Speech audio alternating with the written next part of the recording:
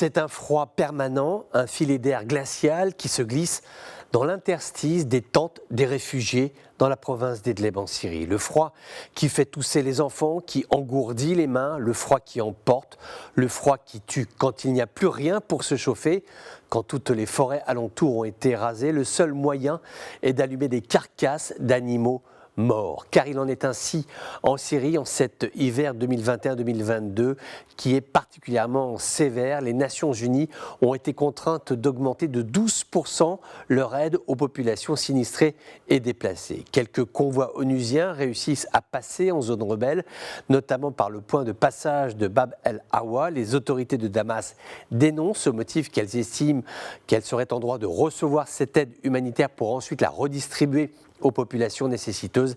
La confiance entre le régime de Assad et l'ONU s'est tellement détériorée que les agences humanitaires préfèrent se rendre directement en zone rebelle pour procéder aux distributions. Le Conseil de sécurité de l'ONU l'autorise, même les Russes, pourtant alliés de Damas, car c'est vrai que la situation est terrible en cet hiver où la pénurie sur le pain crée des tensions permanentes. Ce qui se vend le mieux aujourd'hui dans les petites épiceries syriennes, ce sont les sachets de nouilles à cuisson instantanée. Ça ne coûte pas très cher et cela permet de nourrir les familles en attendant la date du 10 janvier prochain, jour où le Conseil de sécurité de l'ONU devra donner ou pas son accord pour une reconduite de l'aide humanitaire dans les zones rebelles.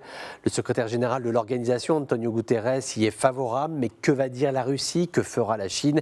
Les campagnes de lobbying ont commencé dans les couloirs de l'ONU. D'un côté, les plaidoyers favorables à Damas qui appellent à la fin de ce système, et puis de l'autre côté, les pays qui estiment qu'au regard de la situation humanitaire, 4 500 000 réfugiés syriens déplacés, on ne peut pas laisser passer du temps, on ne peut pas laisser filer les jours en ne faisant rien. Le pire, c'est que les groupes armés salafistes ne sont pas tous d'accord pour l'entrée de l'aide humanitaire en zone rebelle.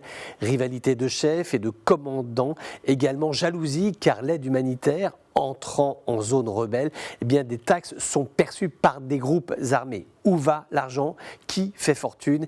Est-ce que ces subsides servent à mettre de l'électricité dans les chauffages ou à financer l'effort de guerre? Voilà ce que l'on appelle le cercle non vertueux de l'aide humanitaire. Plus nous soutenons des populations en souffrance, plus nous versons de l'argent aux groupes armés qui contrôlent ces régions où résident ces Syriens. Pourtant, il n'y a pas d'autre solution car le froid est là, toujours là. La mort également, la mort elle aussi qui est en embuscade.